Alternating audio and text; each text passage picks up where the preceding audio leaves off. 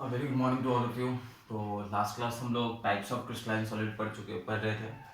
उसमें चार टाइप के क्रिस्टलाइन सॉलिड्स होते हैं, मेटालिक सॉलिड, आयनिक सॉलिड, ये दोनों पढ़ चुके थे। आज we have to calculate, today we are going to read about covalent solid and molecular solid. तो third one is covalent solid, third one is covalent solid, covalent solid. Okay, तो examples of covalent solid, examples देखते हैं। तो diamond covalent solid. Okay, next silicon carbide is a covalent solid. Quartz SiO2 is a covalent solid. Aluminium nitride, ये बहुत important है। Aluminium nitride generally metal और non metal के बीच में ionic bond होता है, बट ये कोवेलेंट सॉलिड में कंसिडर होता है, but it will partially show ionic character. तो इसको याद रखेंगे और ये बहुत ही ज़्यादा इंपॉर्टेंट है, एग्जामिनेशन में भी बहुत बार पूछ चुका है ये aluminium nitride. It's a covalent solid. Constituent particles, तो covalent solid for example diamond अगर देखते हैं तो इसमें से कार्बन ऐसे, कार्बन कार्बन ऐसे करके, फिर ये कार्बन ऐसे, कार्बन कार्बन फॉर्मेशन होता है। तो ये जाइंट स्ट्रक्चर फॉर्मेशन होता है। तो कंस्टिट्यूएंट पार्टिकल्स, इसमें एटम्स होते हैं, atoms are the constituent particles, atoms are the constituent particles. Force और बॉन्डिंग, तो इसमें जो बॉन्डिंग होता है ये कोवेलेंट बॉन्डिंग, फोर्स या बॉन्डिंग इसमें जो काम कर रहा है that is covalent bonding, covalent bonding इसमें। ओके, फिजिकल प्रॉपर्टी देखें तो बहुत ही हार्ड होता है, hard physical property hard. Exception है, exception graphite, graphite is soft, graphite is soft. Melting point देखें तो मेल्टिंग पॉइंट इनका हाई होता है, high melting point. Electrical conductivity देखेंगे तो insulator, they are insulator except one, exception है इसमें एक, ग्रेफाइट। We know that graphite is a good conductor of electricity. So this is graphite exception. Okay, तो this is covalent solid. Covalent solid में जो जितने भी कोवेलेंट बॉन्डिंग मॉलिक्यूल्स है, जो जायंट स्ट्रक्चर्स होंगे, जायंट स्ट्रक्चर्स, छोटे मोटे स्ट्रक्चर्स नहीं, छोटे मोटे कोवेलेंट बॉन्डिंग मॉलिक्यूल्स होंगे वो तो मॉलिक्यूलर सॉलिड्स में आ जाएंगे। जो जायंट स्ट्रक्चर बल्कि कंपाउंड्स होंगे they are in covalent solid.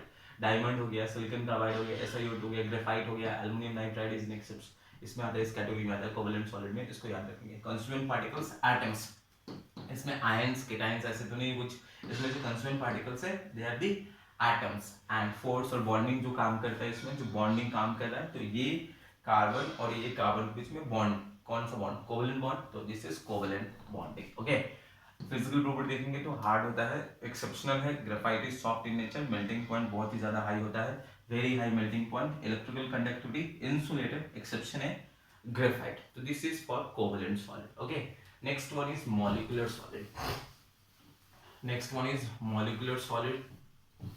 तो molecular solid is divided into three category. Molecular solid तीन कैटेगरी में डिवाइडेड है। तो उसमें कौन कौन सा होता है molecular solid? Fourth one is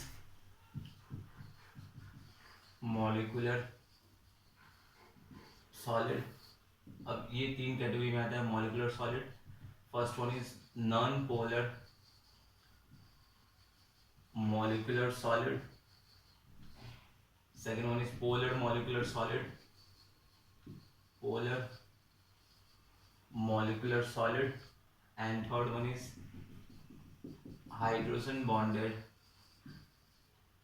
molecular solid. Okay, तो क्लास 11th में हम लोग पढ़े बॉन्डिंग, वहाँ पे पोलर नॉन पोलर में डिफ्रेंशिएट करने में पता है। इफ डायटोमिक मॉलिक्यूल्स हो, डायटोमिक मॉलिक्यूल्स में इलेक्ट्रोनेगेटिव डिफरेंस, अगर दोनों के बीच का जो electronegative difference if it comes zero, अगर इलेक्ट्रोनेगेटिव डिफरेंस दो डायटोमिक मॉलिक्यूल है और उन दोनों एटम के बीच में इलेक्ट्रोनेगेटिव डिफरेंस जीरो आता है तो वो नॉन पोलर होता है।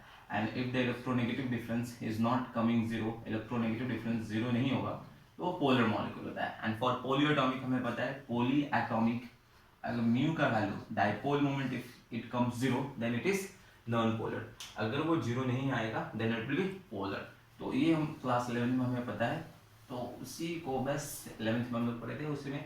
तो first one is non polar molecular solid, उसमें एग्जांपल्स है नॉन पोलर मॉलिक्यूलर सॉलिड्स में, एग्जांपल्स हमारे होंगे नॉन पोलर मॉलिक्यूलर सॉलिड्स में carbon dioxide in solid phase, CCl4 in solid phase, inert gas argon उसमें सॉलिड फेज में जब होगा तो वो नॉन पोलर मॉलिक्यूलर सॉलिड्स में आएगा। constituent particles, तो molecules are the constituent particles. Force, non polar में वंडरवाल फोर्स काम करता है। अब वंडरवाल फोर्स में भी जो सबसे वीकेस्ट फोर्स है दैट इज लंदन फोर्सेस और डिस्पर्शन फोर्सेस काम करते हैं। लंदन फोर्सेस और dispersion forces. Physical property, soft, they're very soft in nature, melting point low, electrical conductivity, insulator. So this is for non-polar molecular solid. Constituent particles are molecules, London forces or dispersion forces, soft in nature, melting point is very low, electrical conductivity is insulator. Okay, next one is polar molecular solids. Polar molecular solids, तो polar molecular solids में देखेंगे HCl in solid phase, polar molecular solids हो गया, SO2 etcetera etcetera. तो इसमें भी constituent particles are molecules.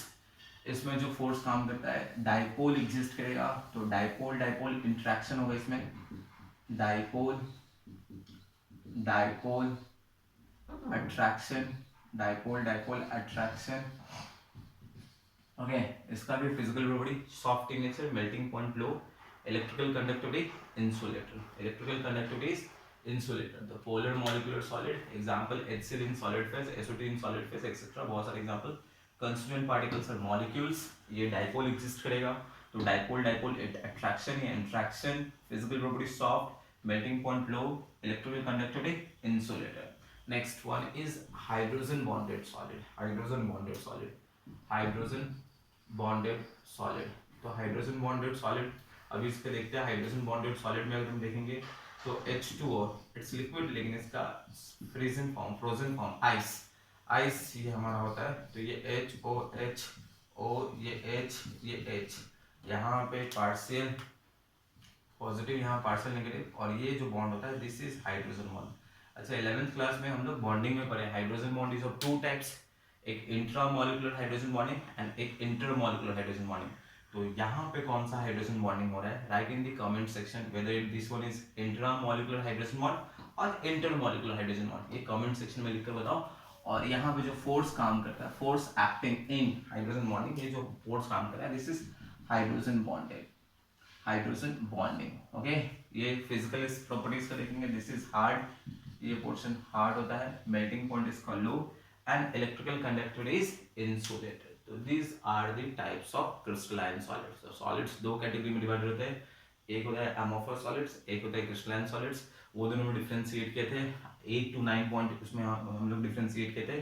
फिर इसके बाद दो इंपॉर्टेंट क्वेश्चन था क्रिस्टलाइन सॉलिड्स में, why crystalline solids are known as anisotropic in nature, और एक क्वेश्चन था why glass is considered super cooled liquids और स्यूडो सॉलिड्स, वो डिस्कस कर चुके हैं। नेक्स्ट पोर्शन था टाइप्स ऑफ क्रिस्टलाइन सॉलिड्स। तो चार टाइप का crystalline solids, metallic solid, ionic solid, covalent solid and hydrogen bond and molecular solids. ये again molecular solid is three category में डिवाइडेड है, non polar molecular solid, polar molecular solid, hydrogen bonded molecular solid. तो ये सारा चीज मैं complete कर दिया हूँ, क्लासिफाई कर दिया हूँ, ठीक है। एनसीईआरटी बुक में in text questions you can solve the in text question 1.1 से 1.9 तक। इन टेक्स्ट क्वेश्चन 1.1 से 1.9 तक इस इन टेक्स्ट क्वेश्चन को बना लेंगे, ये सब पूरा अच्छे से लिख देंगे। ओके, तो नेक्स्ट क्लास फिर हम लोग नेक्स्ट पोर्शन पे चलते हैं। Thank you.